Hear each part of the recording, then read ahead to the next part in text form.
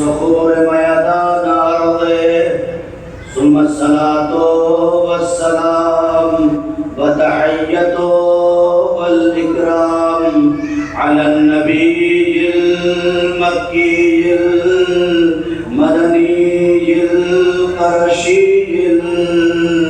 الهاشمي المطلبي الرسول المسدد والمصطفى الأمجد اسمه في السماء أحمد وفي الأرض بالقاسم محمد اللهم صل على محمد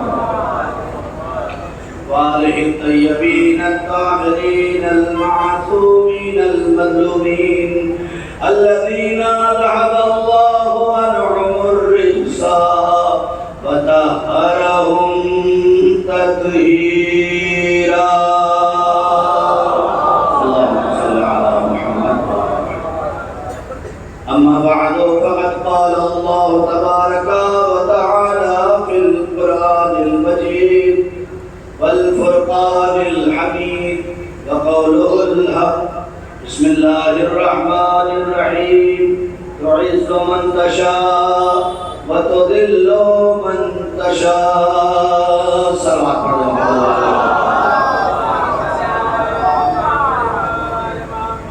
معزز سامعین کرام بزرگان قوم ملت عشرہ محرم کی 8ویں مجلس جس کا عنوان ہے کربلائی کردار دربار حسینی کی اس مجلس میں اب تک کی گفتگو میں جو بات آپ کی پاکیزہ سماعتوں کے حوالے ہوئی اس کا نچوڑ اور اس کا ماحصل یہ ہے کہ اللہ جسے چاہتا ہے اسے عزت دیتا ہے، اللہ جسے چاہتا ہے اسے ذلیل کر دیتا ہے۔ پوری دنیا انسانی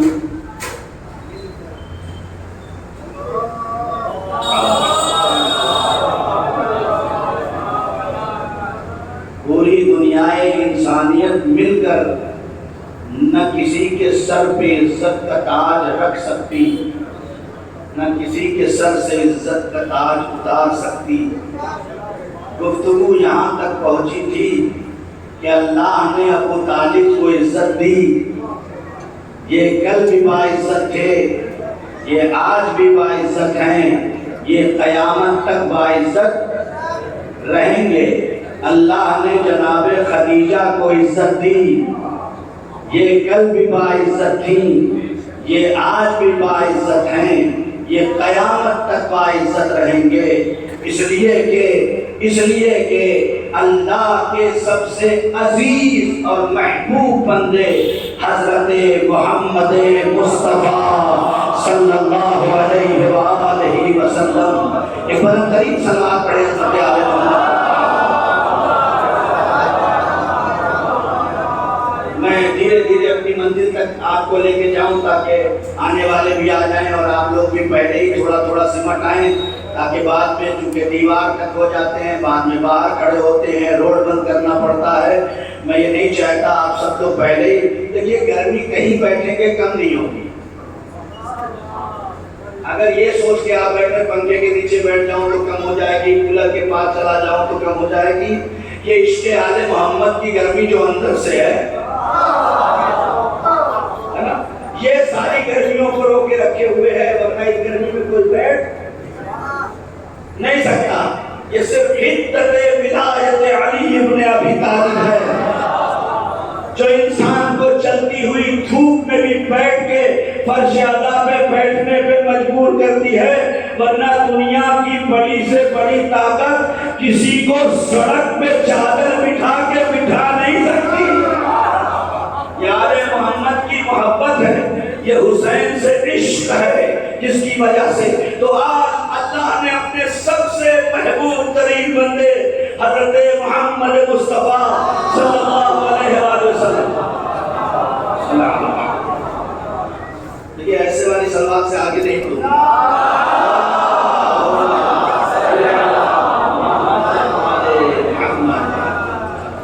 غور کریں، اللہ نے اس نبی کو بھیجا، آواز دی میرے حبیب، میرے طٰہٰ، میرے یاسین، میرے مزمل، یہ جو دنیا کی گاڑی ہے اس کے لیے دو کردار کی ضرورت ہے، ایک کردار مرد کا ہونا چاہیے، ایک کردار عورت کا ہونا چاہیے، لہذا تو اپنے بعد کوئی ایسا کردار دنیا کو دے کے چلا جا تاکہ مرد اسے دیکھتے جائیں، کیسے جینا ہے یہ سیکھتے جائیں، ایک کردار عورت کا دے دے تاکہ دنیا اسے دیکھتی جائے اور اپنا کردار بناتی چلی جائے۔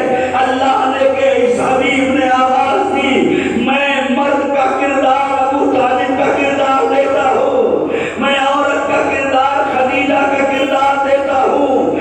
اللہ کے اس کردار نے ایسے کردار کو دنیا کے حوالے کیا کہ دنیا سوچ بھی نہیں سکتی۔ ابو طالب نے اپنی آغوش میں پالنا شروع کیا، ایک کو پالا تو احمد مختار بنایا، گفتگو شروع کر رہا ہوں، ایک کو پالا تو احمد مختار بنایا، دوسرے کو پالا تو حیدر کرار۔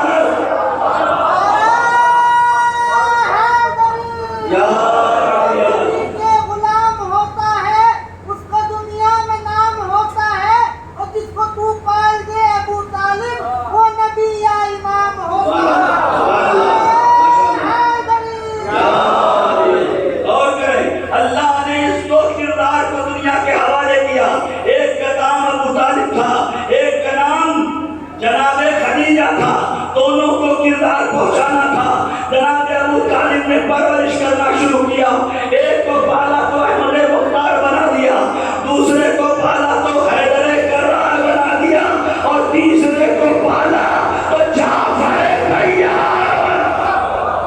صلوات پڑھے محمد والے محمد۔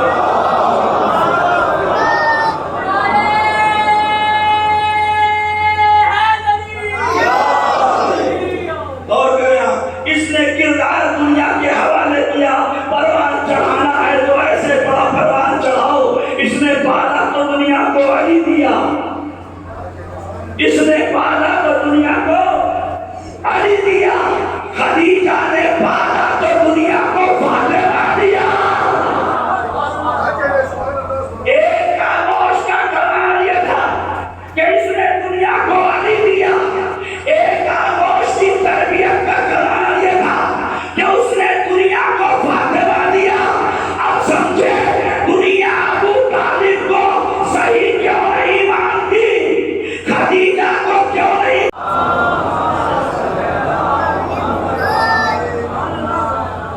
وجہ یہ ہے کہ اس کے بیٹے جیسا کسی کا بیٹا نہ ہو سکا، اس کی بیٹی جیسی کسی کی بیٹی نہ ہو سکی۔ ابو طالب نے دو ایسے کردار دیے کہ ایک کو علی کہتے ہیں، میں آ گیا اپنی منزل پر، دوسرے کو فاطمہ کہتے ہیں۔ دنیا نے دامن بچانا شروع کر دیا، علی تو معصوم ہے، علی تو حجت خدا ہے، علی تو امام ہے، فاطمہ تو بطول ہے، فاطمہ تو چادر تطہیر کی مالک ہے۔ کہاں ان کا کردار، کہاں ہمارا کردار، کہاں وہ جنت کی ملکہ، کہاں ہم کنیز بھی نہیں۔ فاطمہ اور علی نے آواز دیا تو صحیح، علی بولے میں اپنے بعد کردار دوں گا، علی بولے میں بھی ایک کردار چھوڑ جاؤں گا، فاطمہ بولی میں بھی ایک کردار چھوڑ جاؤں گی، علی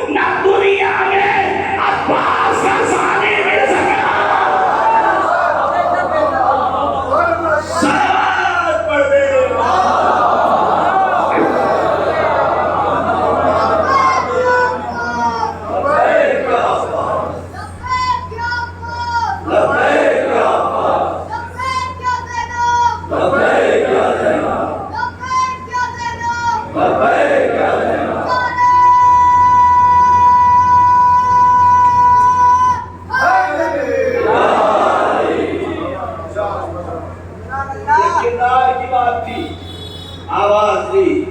دیکھو ہم بھی ایک کردار لیتے ہیں جس کا نام عباس ہوگا. فاطمہ نے آواز دی، ہم بھی ایک کردار ہے جس کا نام زینب ہوگا. عجیب و غریب مرحلہ ہے. دنیا میں علی کا ثانی تو ملا،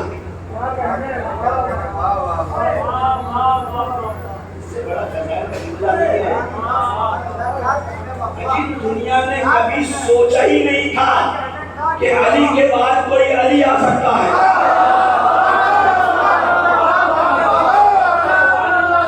دنیا نے کبھی سوچا ہی نہیں تھا کہ علی کے بعد کوئی علی آ سکتا ہے.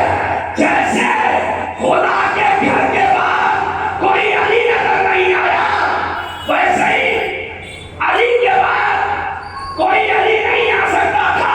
یہ تو صرف علی کے گھر کا کمال تھا اور دعائے فاطمہ کا کمال، صرف دعائے فاطمہ کا کمال تھا. نہ دنیا عباس کی عظمت کو سمجھ سکی، نہ دنیا زینب کی عظمت کو سمجھ سکی. اسی لیے شاعر نے کہا ساری دنیا کو نصیری کے خدا پر ناز ہے. دانش بھائی تو شعر سناتے ہیں، ساری دنیا کو نصیری کے خدا پر ناز ہے، ناز کرتا ہے نصیری کا خدا عباس. نہیں مزہ جب نہیں ہے جب یہی تک ہاتھ اٹھے. میں 8 مجلسوں میں کبھی آپ سے میں نے کہا کہ آپ ہاتھ اٹھائیں، نہیں کہا نا. لیکن جب مولا عباس کی بات آیا کرو تو اس ہاتھ کو اٹھا کے وفاداری کا ثبوت دو. اس لیے کہ جتنے نام عباس پہ ہاتھ اٹھے گا اتنی بھائی سے محبت کرتی چلی جائے گی. اس لیے کہ جتنا نام عباس پہ ہاتھ اٹھاتے جاؤ گے اتنا بھائی سے محبت کرتی چلی جائے گی. ساری دنیا کو نصیری کے خدا پر ناز ہے، ناز کرتا ہے نصیری کا خدا عباس پر. تو چادر تکبیر تھوڑی اور بڑھ جاتی ہے.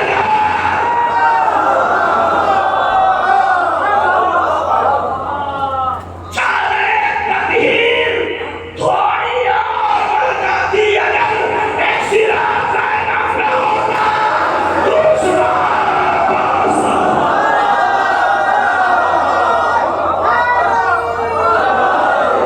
خیال میں جو ازل میں علی کی ہے، مدحت حسین کی عصمت کا زیب و زین، الحمد کے الف کا سراپا دلوں کا چین، مناس کا یہ سین یہ نقطے دل حسین، ہر لفظ کائنات کا عکاس بن گیا، دیکھا تو غور کر کے تو عباس بن گیا. حیدر کی طرح بولے گی اور شعر لگے گی، وہ شعر کی بیٹی ہے سوا شعر لگے گی. حیدر کی طرح بولے گی اور شعر لگے گی، وہ شعر کی بیٹی ہے سوا شعر لگے گی. شبیر کو یہ سوچ کے مقتل میں سے گونجا، زینب کو علی ہونے میں کیا دیر لگی.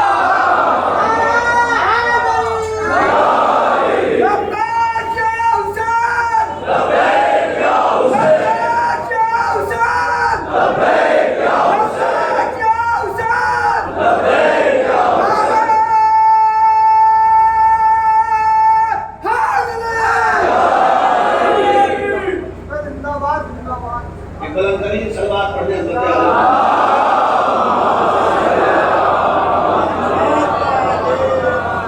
یہ عزتوں کا مجموعہ ایسے ہی نہیں کربلا تک پہنچا ہے، کردار کی بڑی محنت کی گئی ہے. اس میں مولانا عمار کی مجلسیں تو ایسی ہوتی ہیں، اس لیے کہ جہاں کردار ہی نہیں ہے وہاں حسین ہی نہیں ہو سکتا. سارا جھگڑا کربلا میں کردار کا تھا. ادھر شتاب اور تھے، ادھر ادھر چادر تطہیر میں چھنی ہوئی ولایت کی مے پینے والے تھے. اسی کی ساری لڑائی تھی. یہ عزتوں کا مجموعہ یہاں سے نہیں چلا ہے, یہ عزتوں کا مجموعہ جناب آدم سے چلا ہے.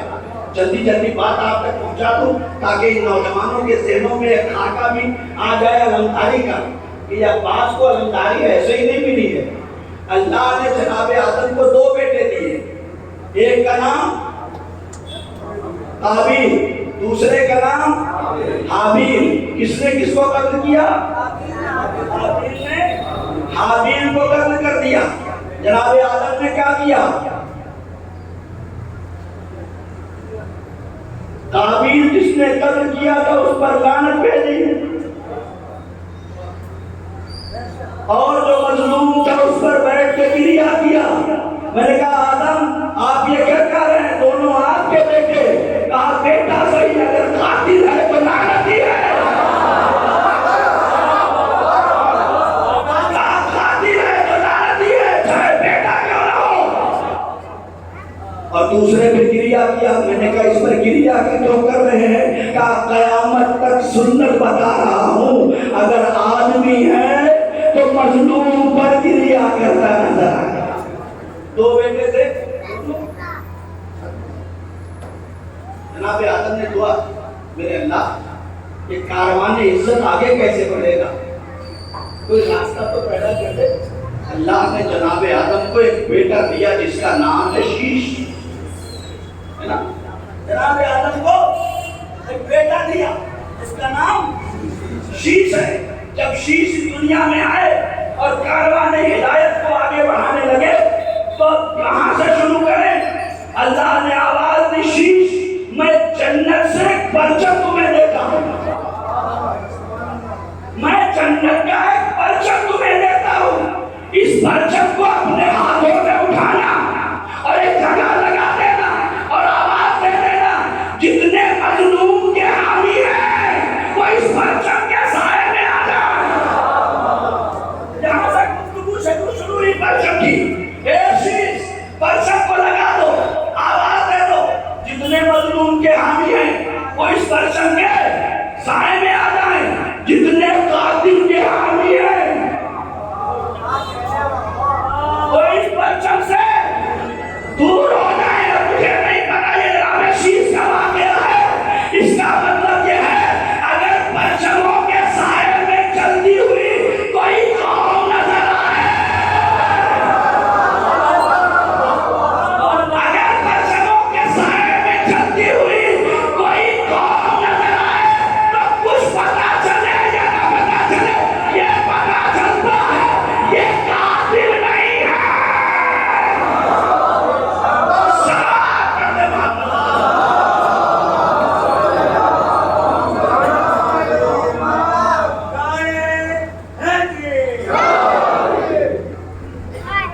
جناب شیش نے, یہ جنت کا پرچم تھا, جناب شیش نے اس پرچم کو اٹھایا, قافلہ آگے بڑھا.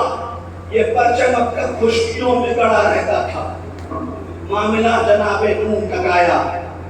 خشکیوں میں چلنے والا پرچم نوح کے ہاتھوں میں آیا, اب پانی پہ چلنے لگا. توجہ کریں, اب یہ پرچم پانی پہ چلنے لگا. جناب نوح نے کشتی کو سوار کیا. روایت کہتی ہے, 2 روایتیں ہیں, اللہ نے یہ پرچم جناب نوح کے ہاتھ میں دیا اور 5 ٹیلیں جناب نوح کے ہاتھوں میں دی. ایک ٹیل پہ لکھا تھا محمد, دوسری پہ لکھا تھا علی, تیسری پہ لکھا تھا فاطمہ, چوتھی پہ لکھا تھا حسن, 5ویں پہ لکھا تھا حسین. آواز دی نوح پرچم کو آگے لگا دو, پرچم کو آگے لگا دو. سمجھے جب کوئی پریشانی آتی ہے تو مائیں پرچم کے نیچے کیوں لے کے آتی ہے؟ نوح جاؤ, بڑے سے بڑا طوفان کیوں نہ آ جائے, اب تمہارا مقابلہ کوئی نہیں کر سکتا.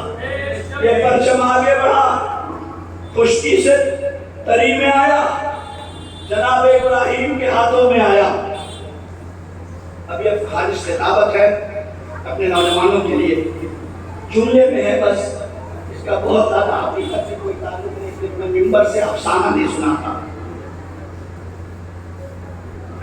میں ممبر سے افسانہ، اہل بیت کے فضائل خود ہی اتنے ہیں کہ الگ سے افسانہ بنا کے پڑھنے کی ضرورت کیا ہے.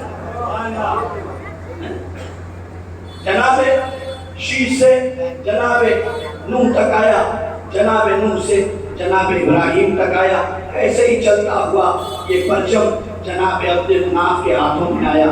جناب عبد المناف نے اس پرچم کو جناب عبداللہ کے ہاتھوں میں دیا. جناب عبداللہ نے اس پرچم کو حضرت محمد مصطفیٰ صلی اللہ علیہ وسلم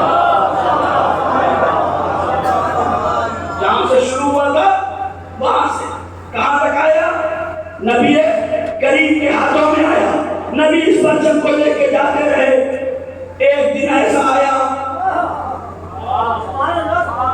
ایک جنگ ہے جس کا نام ہے خیبر.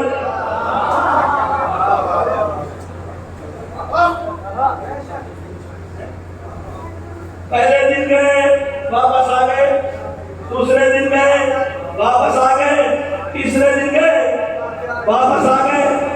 لوگ جاتے رہے آتے رہے، جاتے رہے آتے رہے.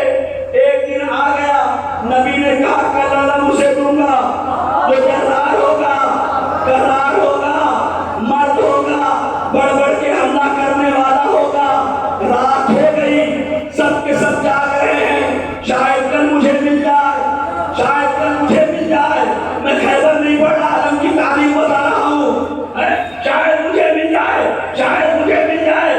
میں نے کہا افسوس اس بات کا ہے جو روز جا کے آ رہے تھے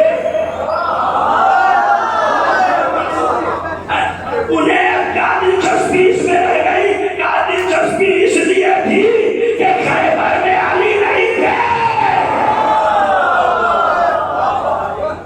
خیبر میں علی نہیں تھے. صبح ہوئی، نبی نے فرمایا ناد علی مظہر اللہ. خیبر نہیں پڑھنا مجھے، آج محرم ہے، میں کبھی خیبر پڑھتا بھی نہیں ہوں. ہوا یہ کہ دنیا کی نگاہوں نے دیکھا وہ پرچم جو شیش سے چلا تھا وہ آج دست نبوت سے دست امامت میں آ گیا. اللہ اکبر. مولا کائنات نے اس پرچم کو لیا اور لینے کے بعد اپنے بعد اس پرچم کو حسن کے حوالے کر دیا. امام حسن نے اس پرچم کو، بولیے جلدی میں بہت جلدی سے چھوڑ رہا ہوں کیونکہ وقت بہت کم ہے، بہت ساری باتیں یاد کرنی ہیں. اس پرچم کو اس کے حوالے کیا امام حسین کے. یہ پرچم کے وارث. اب ایک دن ایسا آیا کہ پرچم کے وارث نے پرچم کے وارث نے پرچم کو پرچم کے مالک کے حوالے کر دیا.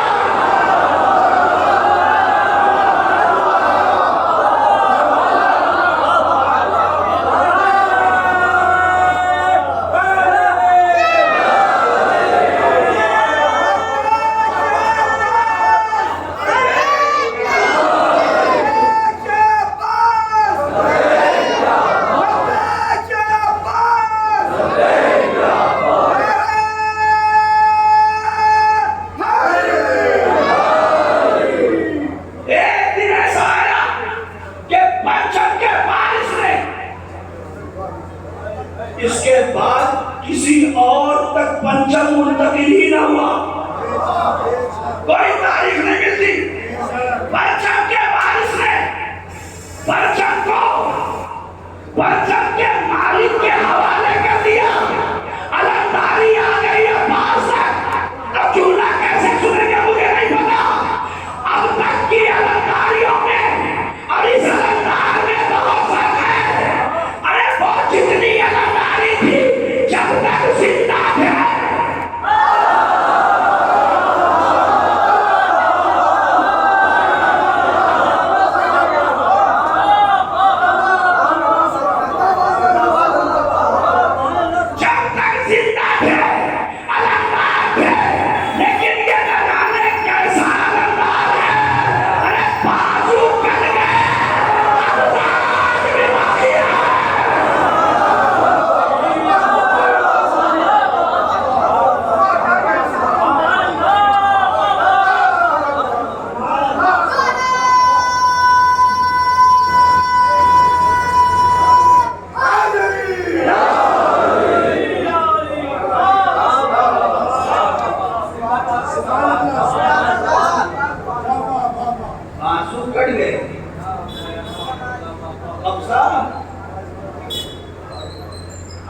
بھی باقی ہے، تو اللہ نے اجر بھی ویسے دیا،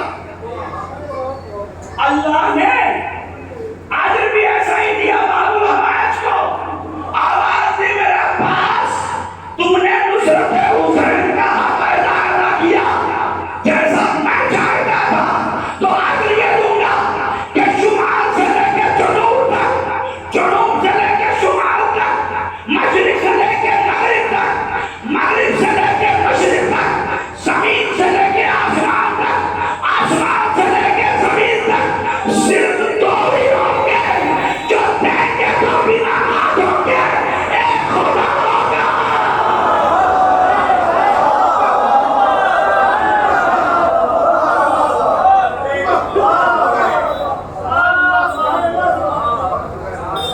دیں گے، دنیا دے گی مگر ہاتھوں سے دے گی۔ میں تمہیں جگہ دوں گا، وہ جگہ جو میری صفت ہے، میں دنیا کو بنا ہاتھوں کے دیتا ہوں، تو بھی دنیا کو بغیر ہاتھوں کے دے گا۔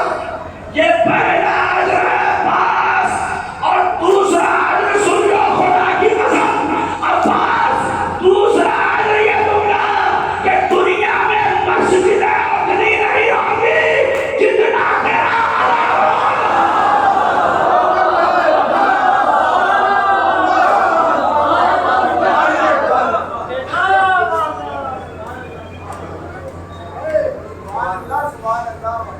تیرا اجر دوں گا عباس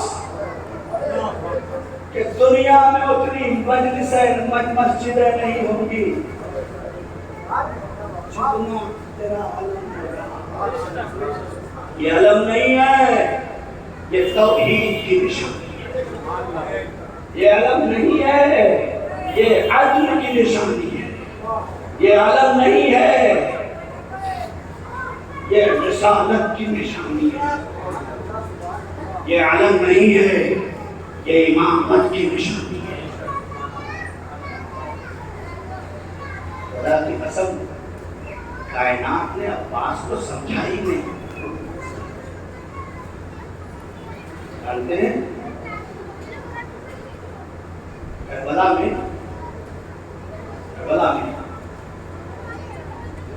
کربلا سے پہلے جب جناب مسلم کوفے گئے تھے نا، ابھی آپ کیسے سنیں گے مجھے، جناب مسلم جب کوفے گئے تھے اور جب فوجوں کو مار رہے تھے تو دشمن نے پیغام بھیجا سینٹر پر کہ جلدی جلدی فوج بھیجو۔ ادھر سے پوچھا گیا کتنے آدمی ہیں؟ کہا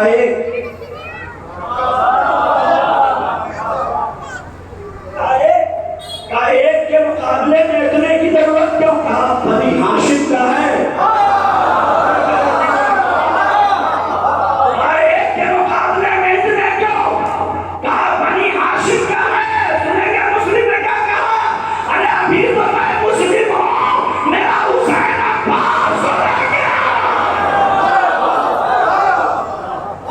ابھی تو میں مسلم ہوں، میرا حسین عباس کے ساتھ۔ جانتے ہیں پڑھیے تاریخ میں، عباس سے جنگ کرنے کے لیے دنیا کے 100 بڑے جنگجو یزید نے جمع کیے تھے کربلا میں۔ ایک دو نہیں، 9 لاکھ کا لشکر اپنی جگہ۔ اگر پتا چلا کہ شام میں کوئی سب سے بڑا مجاہد سپاہی ہے اور لڑنے والا ہے تو یزید نے شام سے اسے اٹھایا۔ اس کے ڈر سے،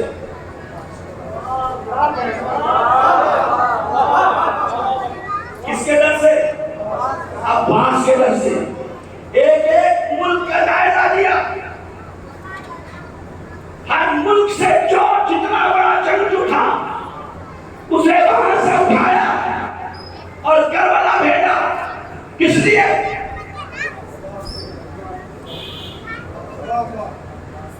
عباس سے مقابلہ کرنے کے لیے۔ اب میں کیا کروں؟ یہ تو یزید کے لشکر کا لکھنے والا لکھتا ہے کہ یزید نے چن چن کے 100 کو جمع کیا تھا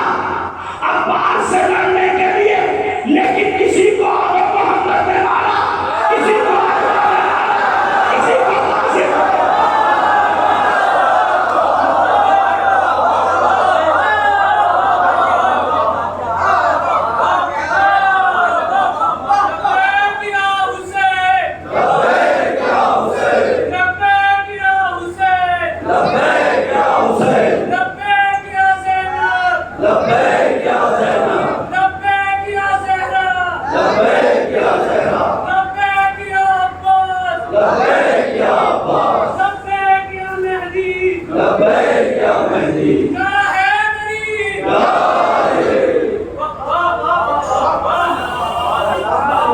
ایک بار کم سے کم پوری طاقت سے سب مل کے کہیں لبیک یا عباس اور لبیک یا حسین، لبیک یا عباس، لبیک یا عباس، لبیک یا حسین، لبیک یا حسین، لبیک یا مہدی، لبیک یا مہدی۔ ایک سلام سے امام زمانہ آواز بلند کرنا ہے صلوات۔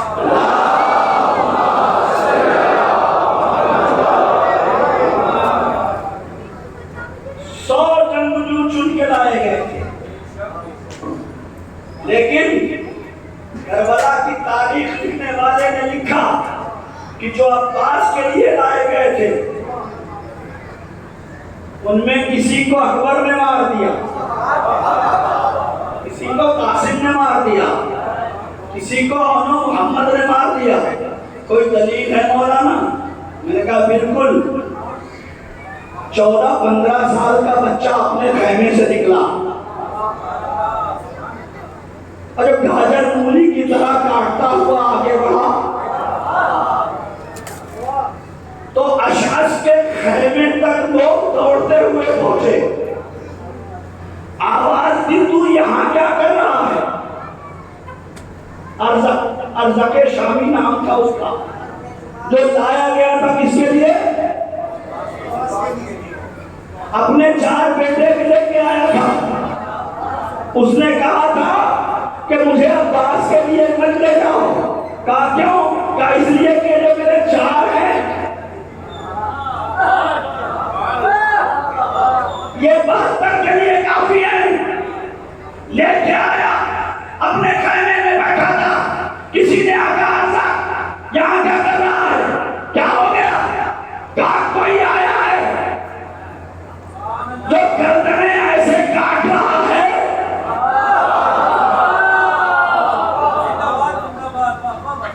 تو میں کیا کروں؟ کہا کس لیے؟ کہا اس کا مقابلہ کرو۔ کتنے سال کا ہے؟ کتنے سال کا ہے؟ 13-14 سال کا بچہ ہے، 14 سال کا۔ کہا بچہ اور میں، بچہ اور میں، میرے بیٹے کو لے جاؤ۔ بیٹا آیا، اب میں بہت ساری لمبی بات ہو جائے گی، مجھے جلدی سے کاٹ کے آگے بڑھاؤ۔ پہلا آیا اور آنے کے بعد جناب قاسم کے سامنے آ کے کھڑا ہوا۔ روایت کہتی ہے کہ وہ سامنے آ کے تلوار نکالنا چاہتا ہے کہ قاسم نے عباس کے سکھائے ہوئے ہنر کے ذریعے سے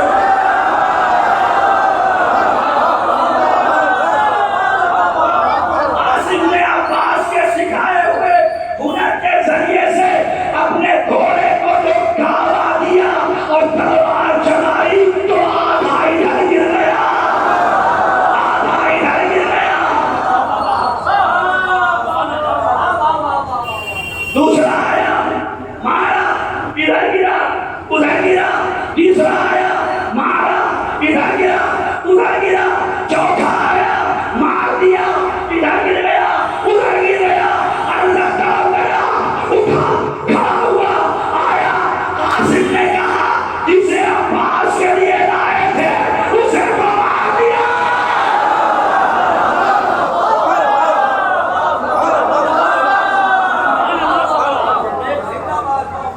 جسے عباس کے لیے لے کے آئے تھے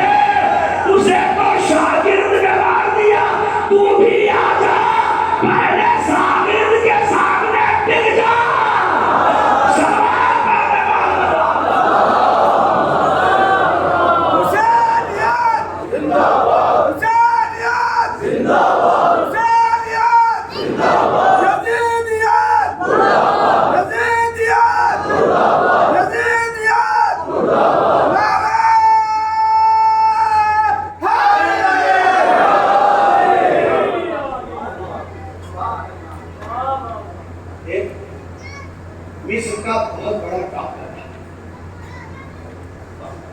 اس کا نام ہے طالب مصری،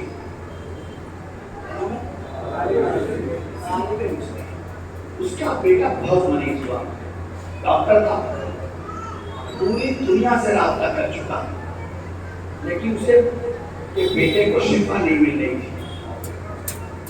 ایک عباس کے چاہنے والا اس کے پاس سے گزر رہا تھا، کہا کیوں پریشان ہے؟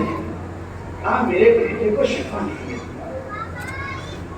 کہا شفا چاہیے، کیا عباس کے دروازے کی منت مان لے؟ کیا عباس کے دروازے پہ جتنی دیر بیٹھے ہو مانگو، آج بابو حوائج کریں گے، مانگو، جو نہیں ہے وہ مانگو، ملے گا، ملے گا۔ سنو کہ کیسے ملے گا؟ طالب مصری کہتا ہے کہ میں نے منت مانی، اگر میرے بیٹے کو شفا مل جائے گی تو میں جناب عباس سے کتاب لکھوں گا۔ طالب کہتا ہے منت مان کے گھر پہنچا، گھر میں قدم رکھا تو کیا دیکھا؟ بیٹا ٹہل رہا تھا، بیٹا ٹہل رہا تھا۔ طالب نے مصر کی لائبریریوں سے کتاب کو جمع کیا، حضرت عباس کو پڑھا اور ایک کتاب لکھا جس کے اوپر بس ایک جملہ لکھا، اور وہ یہ لکھا کہ خدا کی قسم عباس کو کربلا میں جتنی بار روکا گیا، کربلا میں عباس کو نہیں قیامت کو روکا گیا، عباس کو نہیں قیامت کو روکا گیا، عباس کو روکا گیا۔ میں کہوں گا طالب مصری، میں تمہیں بتاتا ہوں عباس وہاں تو روکا گیا، لیکن ہمارا جو پردہ غیب میں ہے نا، یہ جب آئے گا تو عباس بھی ساتھ آئیں گے۔ ارے جب روکا گیا تو 9 لاکھ نہ ٹک سکے، جب چھوڑ دیا جائے کیا کیفیت ہے؟ صاحب کی آنکھیں نم ہو گئی، دو چار فکر سن لے، مذاہب نہیں ہے لیکن یہ سن لے، شاید کہ سننے کو نہ ملے۔ جب امام حسین کا قتل کر دیا گیا، کربلا ختم ہو گئی، تو شہید کرنے والے جب یزید کے دربار میں پہنچے اور انعام بٹ رہا تھا، تو اس وقت انعام پانے والے چاہتے تھے کہ کس طرح سے انعام مل جائے۔ یزید نے پوچھا بتاؤ کہ تم نے حسین اور حسین کے ساتھیوں میں کتنی دیر میں مارا؟ شروع کیا کہ صبح ہوئی اور عصر تک میں نے ختم کر دیا، کتنا آسان تھا کہ مت پوچھو۔ یزید کہتا ہے تمہارے چہروں سے لگ رہا ہے کہ کتنا آسان تھا، تمہارے چہروں سے لگ رہا ہے کہ کتنا آسان تھا۔ پولیس سے پوچھا تم بتاؤ، وہ کہتا ہے جتنی دیر میں ایک بکری کا دودھ نچوڑا جائے، انعام پانے کے لیے کیا کیا نہ کر رہے تھے۔ ایک مرتبہ سعد بن ربیع بیٹھا ہوا تھا، یزید نے پوچھا سعد تو بتا یہ سب جھوٹ بول رہے ہیں، تو بتا کہ کیا ہوا تھا کربلا میں؟ سعد بن ربیع کہتا ہے یزید ان کی طرح انعام کے لالچ میں جھوٹ بولوں؟ بچوں کے تھوڑا سا بیدار ہو جائے، رب مسائل آنے والا ہے، تھوڑا سا بیدار ہو جائے۔ سعد کہتا ہے سعد بن ربیع یزید کے بتا ان کی طرح انعام پانے کے لیے جھوٹ بول دوں یا سچ بتاؤں؟ یزید نے کہا سعد مجھے سچ سننا ہے، کہا اگر سچ سننا ہے تو سن، تیرے 9 لاکھ کا لشکر جب 18 بنی ہاشم آئے تو ایسا لگ رہا تھا آسمان سے موت ٹپک رہی ہے۔ یزید ان کی سواریاں بھی پتہ نہیں چل رہی تھی کہ کہاں کی سواریاں تھی، یہ پل میں ادھر ہوتے، پل میں وہاں ہوتے، پل میں ادھر ہوتے۔ یزید کہتا ہے اچھا، ایک مرتبہ صاحب کہتا ہے یزید یہی نہیں، یہ تو بنی ہاشم کی بات کر رہا ہوں، ابھی ہمارے بنی ہاشم کی بات نہیں کر رہا، ہاشم کی بات کر رہا ہوں، قبر بنی ہاشم کی بات ہے۔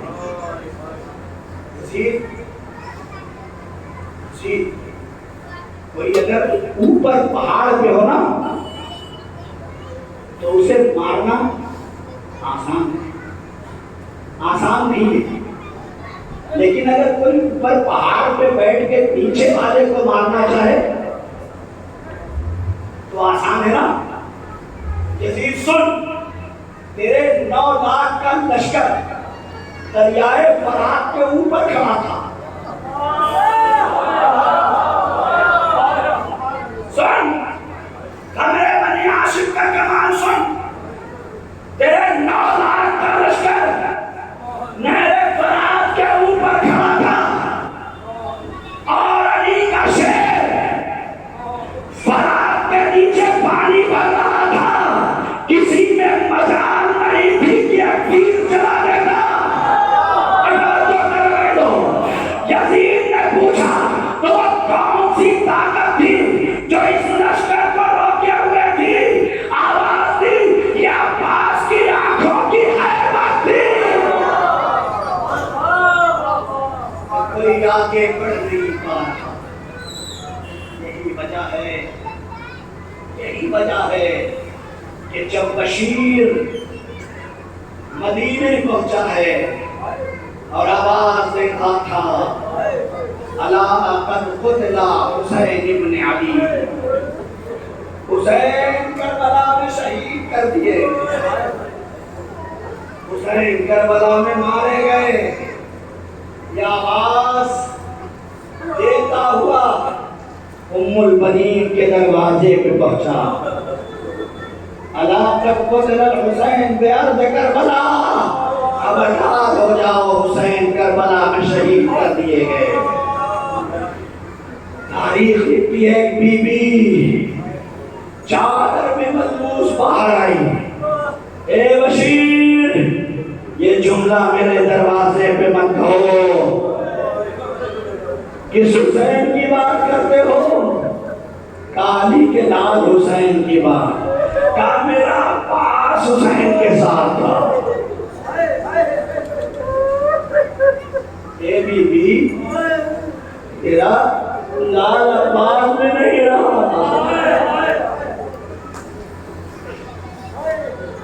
نے کیا کہا؟ شاید بہت طویل ہو جائے گا، میں ادھر نہیں جانا چاہتا، بس سن لو بی بی نے کیا کہا۔ بی بی نے ایک جملہ کہا، بشیر بس اتنا بتا دو میرا عباس پہلے مارا گیا؟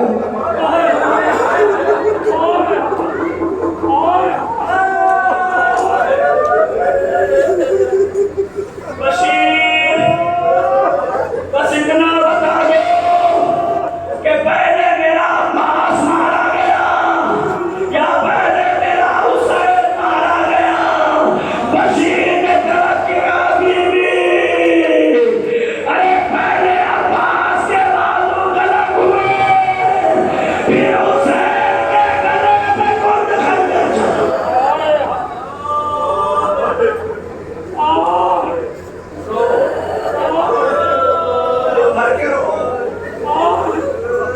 آج سیدہ کو حسین کا غصہ نہیں دیتا۔